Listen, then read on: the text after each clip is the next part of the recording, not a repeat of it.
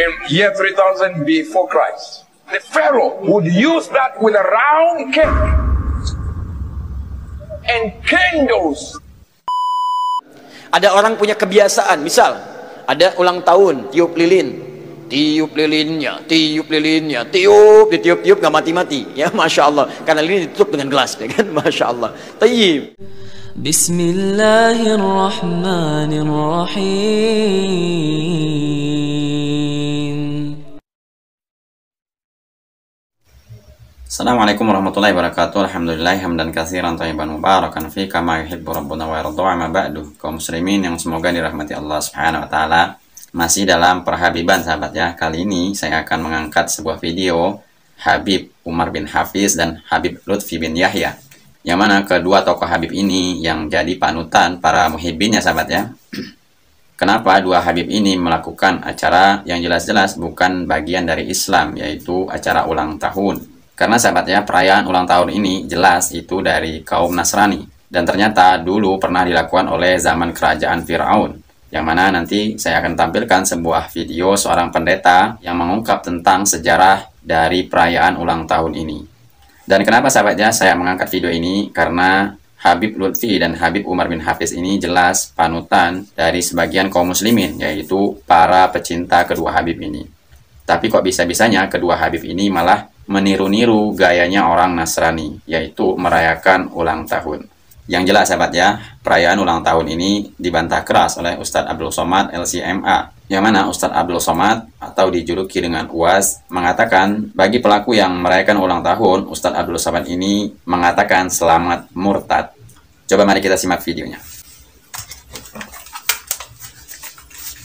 Yang murtad masuk Kristen disuruh pakai San Benito, pakai topi, kerucut lancip. Makanya yang ulang tahun pakai topi itu, kan ada tuh orang tuanya memasangkan anak itu sekarang, nah pakai ini ya, sambil tiup lilin. Nah itu sama mendoakan anaknya murtad.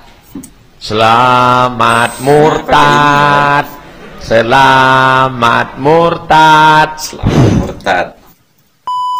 Selamat murtad, selamat murtad, selamat murtad, selamat murtad, selamat murtad, selamat murtad. Jadi statement dari Ustadz Abdul Somad tadi sudah jelas sahabat ya. Kita sebagai seorang muslim itu tidak boleh mengikuti gayanya orang Nasrani. Salah satunya yaitu acara ulang tahun ini. Yang mana sahabat ya, perayaan hari ulang tahun ini memang itu perayaan orang-orang Nasrani. Dulu memang pernah dilakukan oleh Raja Fir'aun dan diteruskan oleh orang-orang Nasrani tentunya. Seperti yang diungkap oleh seorang pastor ini sahabat ya, yang beliau ini mengungkapkan fakta tentang sejarah yang memulai hari ulang tahun ini. Coba mari kita simak videonya. A happy birthday thing that you guys do is demonic. It was for the goddess Artemis. Artemis was connected to the moon goddess. That's why most birthday cakes are round. In year 3000 before Christ, the Pharaoh would use that with a round cake and candles, and the person would utter a word or their prayer, and then light was extinguished and the smoke would carry the prayer to Artemis.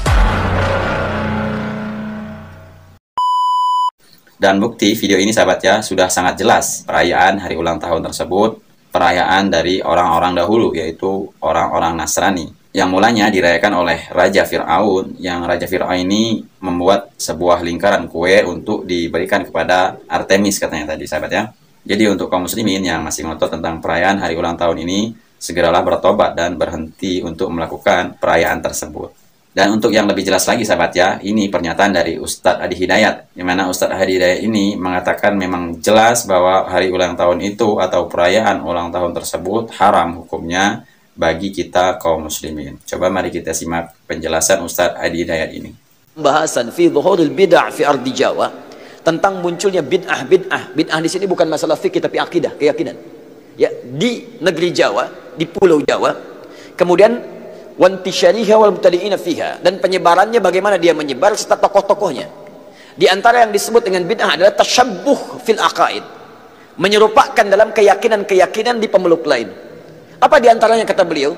Pada masa penjajahan dulu itu, datanglah kemudian para penjajah, plus bukan dengan penjajahan saja tapi dengan keyakinannya.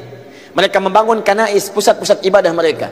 Ya, kalau dulu yang datang itu Portugis, maka dia bangun gereja, kemudian juga Belanda datang bangun gereja. Ketika dibangun, dia kemudian mengajak dengan misi supaya orang-orang convert, pindah agama pada keyakinan mereka. Bagaimana caranya? Salah satunya dengan tasyabuh. Mengajak kemudian dengan pakaian-pakaian, ya, ciri khas pakai topi-topi khusus, pakaian-pakaian khusus dengan pakaian yang dipakai mereka untuk ibadah. Ada lagi yang memberikan biskuit, ada yang memberikan makanan macam-macam. Kata beliau, memberikan fatwa pada saat itu, siapa yang bertasyabbuh mengenakan pakaian bizayyihim, pakaian-pakaian khas mereka. Misal, maaf, ya, pakaian topinya dipakai, kemudian misalnya menggunakan pakaian-pakaian tertentu yang memang digunakan untuk kepentingan ibadah agama tertentu, maka beliau hukumi yang seperti itu tasyabbuh bil kufri fahuwa kafirun wa haramun. Yang seperti itu dihukumi dengan haram. Tasyabbuh itu artinya menyerupakan dari perbuatan yang dengan perbuatan itu menunjukkan pola ibadah tertentu, pola keyakinan tertentu yang dilarang dalam Islam. Jelas? Ada orang beda kepercayaan dengan kita, dia mengenakan pakaian, tak ikuti pakaian itu disebut tasyabbuh yang dilarang.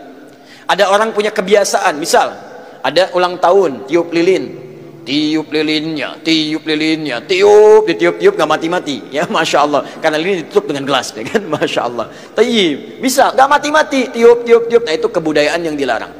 Valentine misalnya kan, Valentine 17 Februari, kebudayaan datang dari luar, ya, bertentangan dengan nilai agama, merusak akidah, muncul banyak yang haram di situ, ikhtilat di antara remaja, haram. Anda ikuti tasyabbuh dengan itu, haram hukumnya. Itu yang disebut tasyabbuh. Ya, tapi kalau tasyabbuh dalam muamalah yang dibenarkan itu gak ada masalah. Misal orang Yahudi pakai pesawat, kita pakai pesawat itu gak ada masalah. Ya, jangan diserupakan. Pesawat, Yahudi pakai pesawat, saya pakai pesawat, haram. Masya Allah. Tiba-tiba datang panggilan haji, menunaikan ibadah haji. Baik, hei, siap berangkat besok haji, masya Allah, siap. Pakai apa? Pesawat, haram ah. Mau pakai apa? Kuda aja. Wow, bagaimana pakai kuda dari Lombok ke Mekah? Susah. Ya, itu handphone. Orang Nasrani pakai handphone, antum pakai handphone. Ya, jadi jangan diserupakan. Oh, Nasrani handphone, saya pakai handphone, berarti haram. Tidak.